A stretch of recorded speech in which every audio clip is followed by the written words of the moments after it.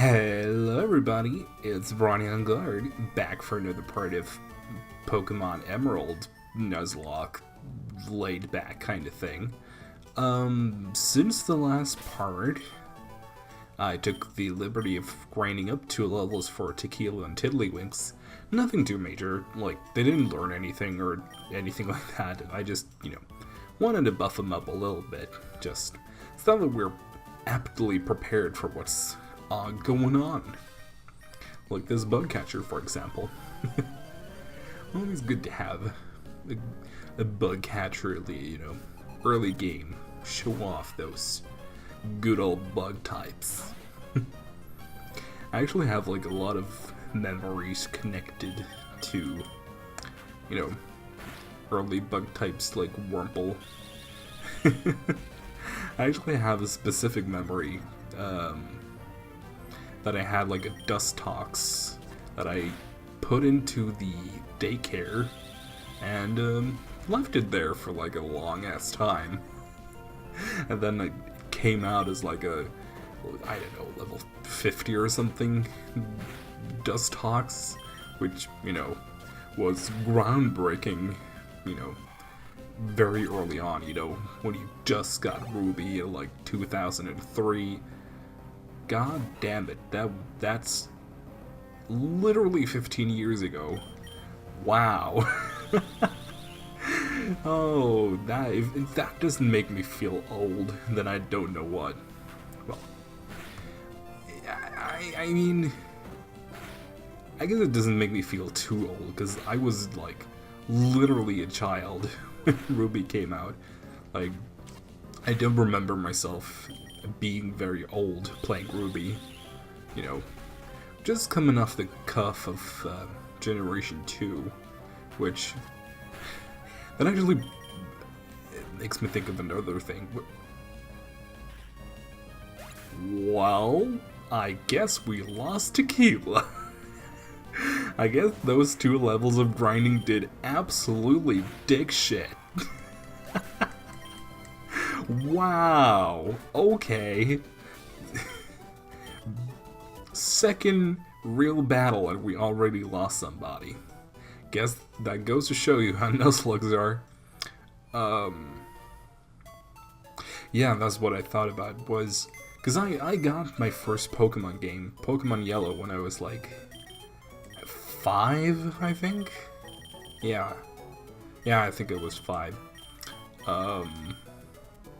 And like, looking back at it, it's like, how in the goddamn did I even beat that game?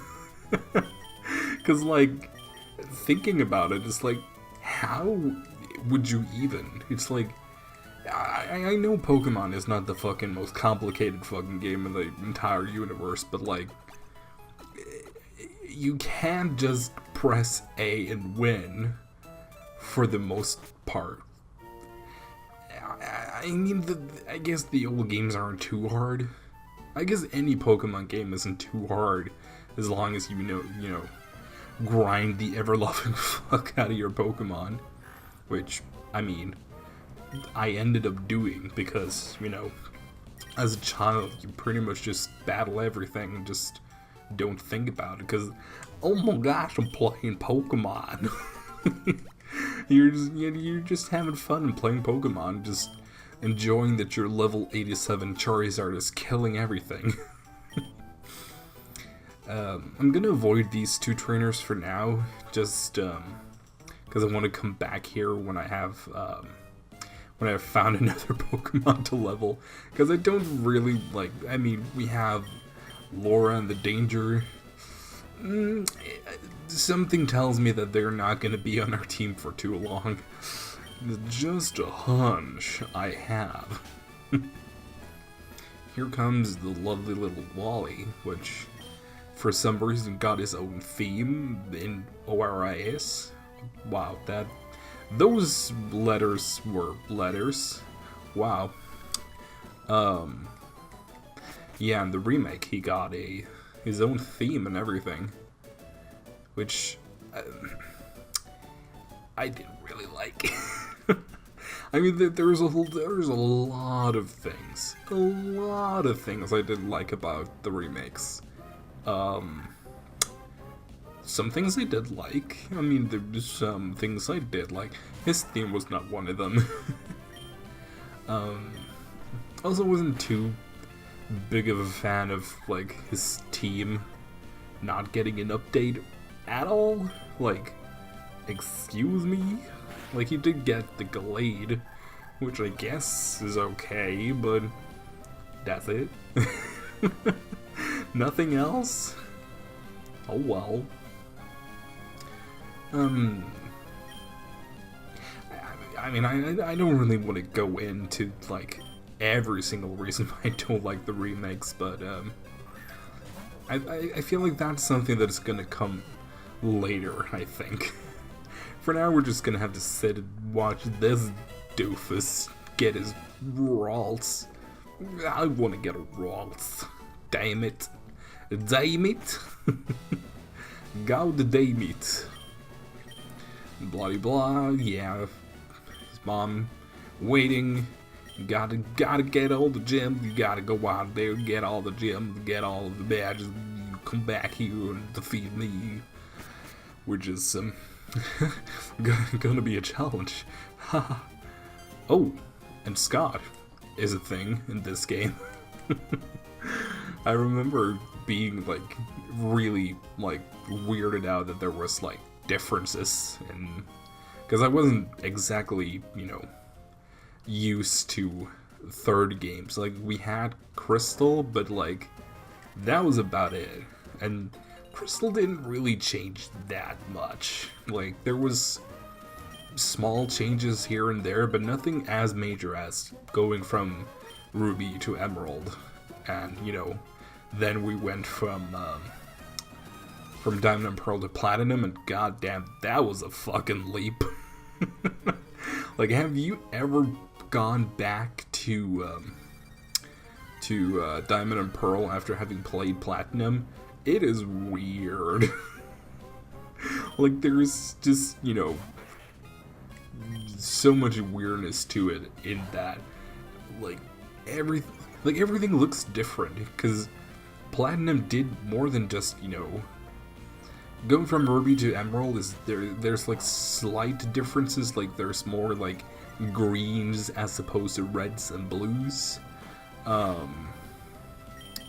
like from Diamond and Pearl to Platinum, there was a lot of things that were changed graphically, which I actually did enjoy, but it's like you don't really think about it until you like play through Platinum and then go back to Diamond and Pearl, and you're like, oh my god, everything looks disgusting.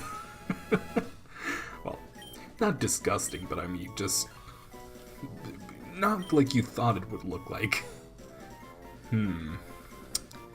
Now, what should we call you, you little pump? Yup. I pretty much, my theme of nicknaming, it went from, like, I used to do, like, themes, like, oh, this Nuzlocke, I'm gonna name everybody after Greek gods, or, oh, in this Nuzlocke, I'm gonna name them all after, after African countries. Yeah, I literally did that one time.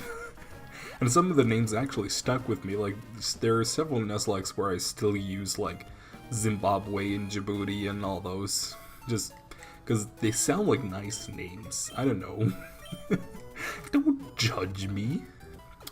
But yeah, I used to have like very strict themes.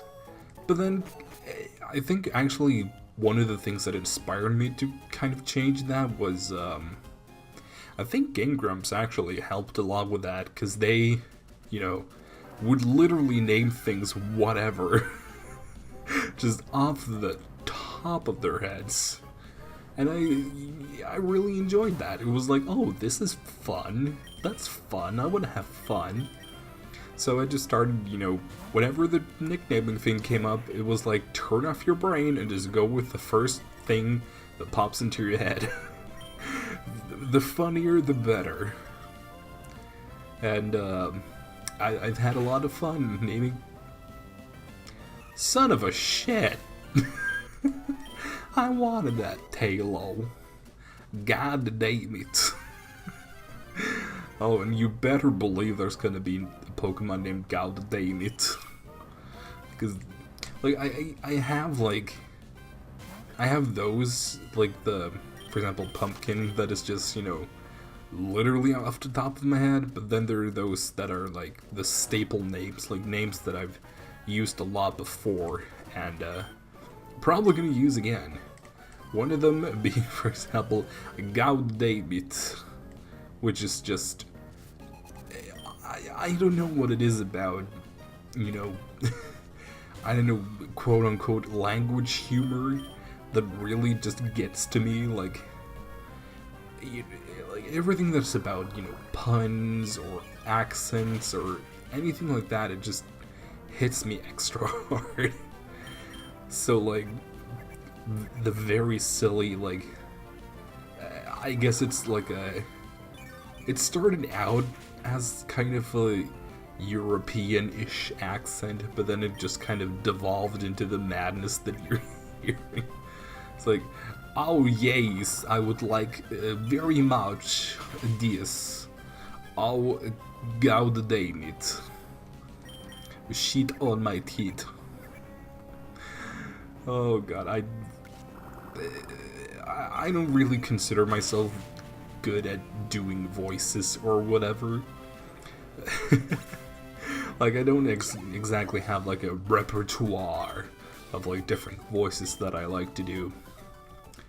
But that is definitely one of them. That's one that I, A, like doing, B, can do, and, you know, it hits me right in the giggle deck, which is just an extra little bonus.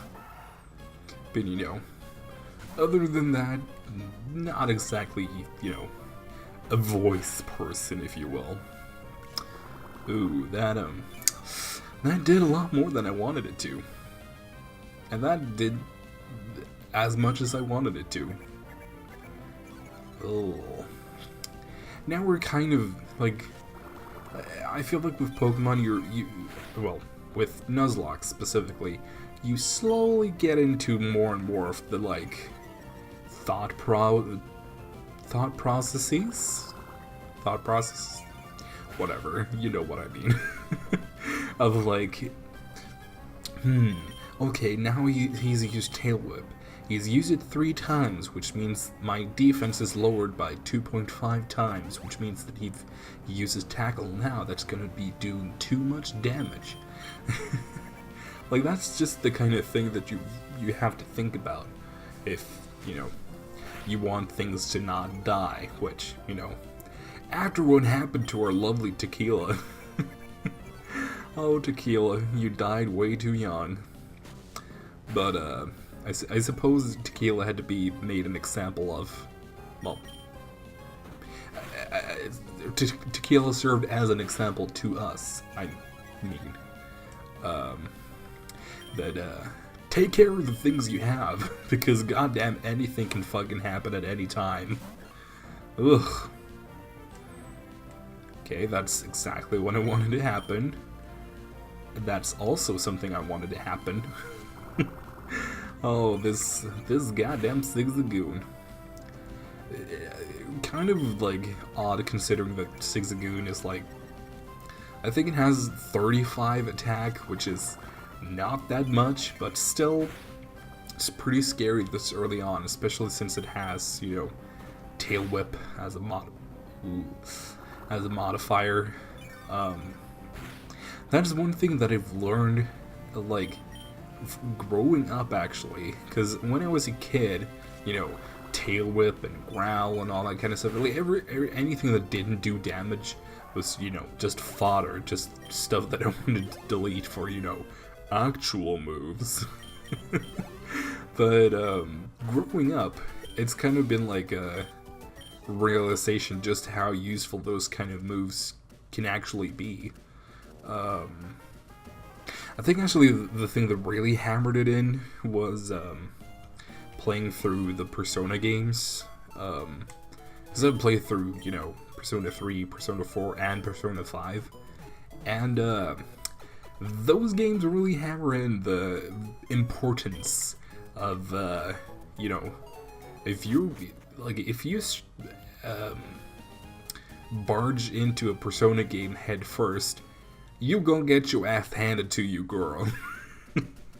So, like, you really need to be aware of, like, all of the other things that go into it, you know, like raising your stats, lowering your opponent's stats, and, you know, all the other things that are not just straight up attacking. Because, I mean, I suppose on, you know, in regular battles, at least some of them, and especially on lower difficulties, it's not that bad.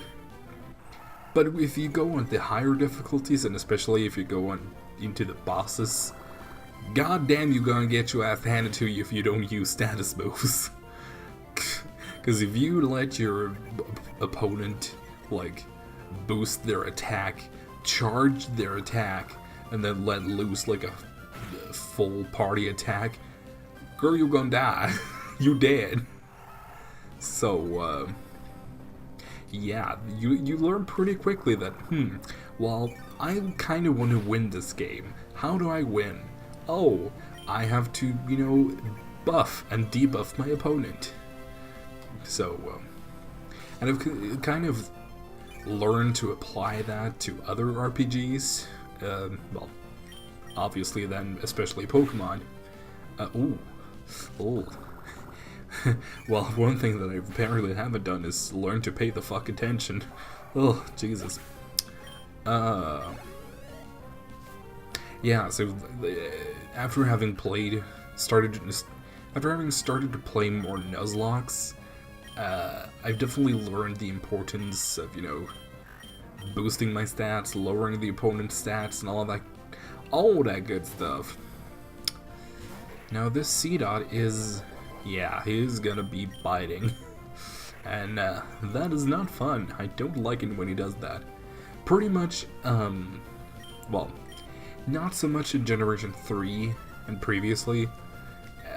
Bite isn't that scary, but come Generation 4 and onwards, Bite is like the Nuzlocke killer. Like, you know shit's about to go down when you try to attack and you see, you know, the Bite thing appear. You're just like, oh shit. Oh, because pretty much, in case you're not aware, Bite, well, first of all, it's an attack where you store the damage that you receive, and as you see there, if you don't receive any damage, then you can't do anything. But if you take damage, you deal double the amount of damage back, which is dangerous. Not so dangerous here, because as you can see, since I'm faster than Xenon, I'm able to, you know, just not attack when he's using Bide. Not so easy in Generation 4 and onwards, because then, you know, Bide is a priority move, meaning that if they choose to use Bide, they're gonna go first, meaning that they're pretty much guaranteed to sponge at least one attack. Meaning that you're sitting there like an idiot, just thinking like, oh fuck, which of my Pokemon do I have to sacrifice? Like, Bite is one of those moves that really puts you in the position of like, fuck, I gotta sacrifice something. One of my Pokemon are gonna die, and there's nothing I can do about it. And that's such a shitty feeling. But it's also kind of what makes it fun. Because that has kind of forced me to learn, like, okay, what kind of Pokemon have Bide?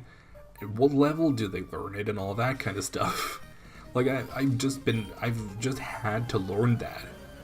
Like, well, now of course I can't think of any, but, oh yeah, for example, Patrat from Generation 5, I know that to learn, oh shit, I know that it learns Bite at like, I think it's level 10 or something, so pretty much any Patrat that's above level 10, I'm wary of, because I know that I either have to kill this thing right away, or I have to do some kind of like stat buff, debuff kind of thing, because or else I'm gonna lose something, and I don't want to do that.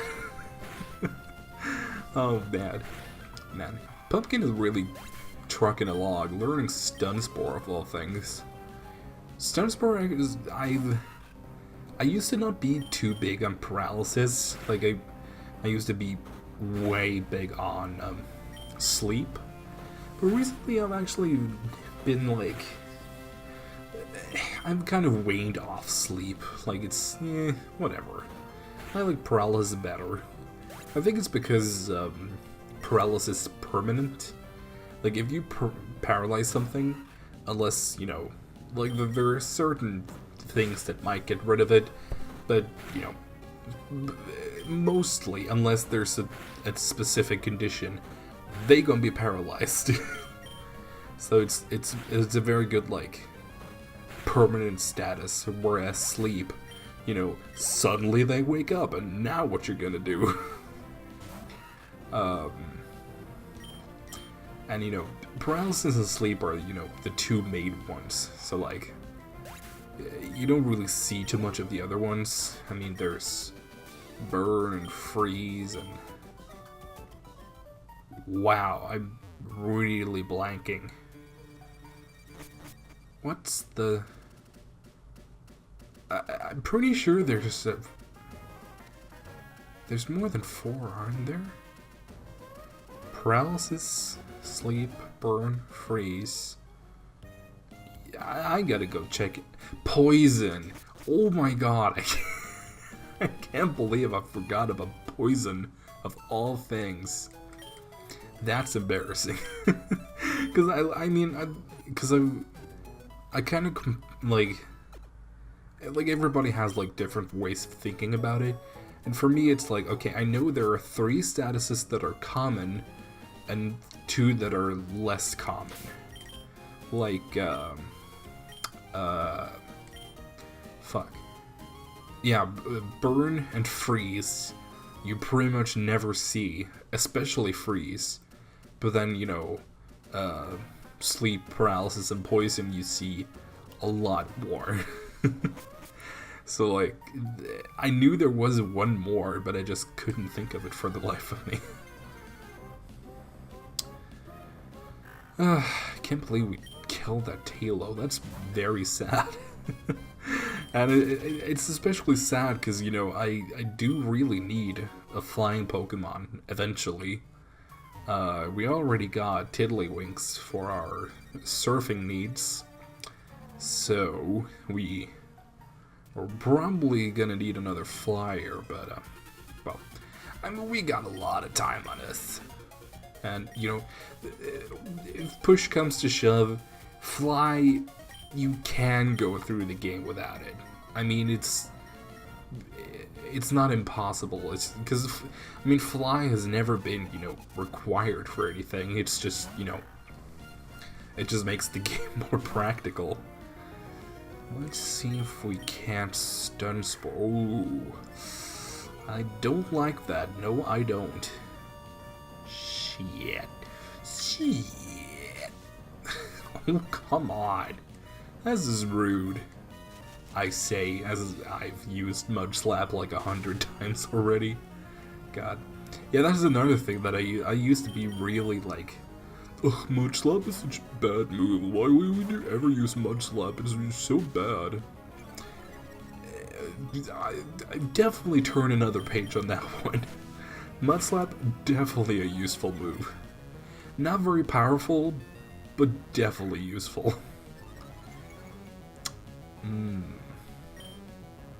You know what? No. Let's tackle away. I've learned more than one time. I've learned several times that I tend to overthink things. You know, sometimes it's just better to just attack and not think too much about all the status conditions and whatever the fuck that's surrounding the battle. Because those can be important, but sometimes you just need to punch a bitch. You know. You know. You're kidding me, you're tough. Yeah, man, we got our pumpkin, we got our tiddlywinks. We're pretty much unbeatable. Awfully close, he says. And a great ball. That is great.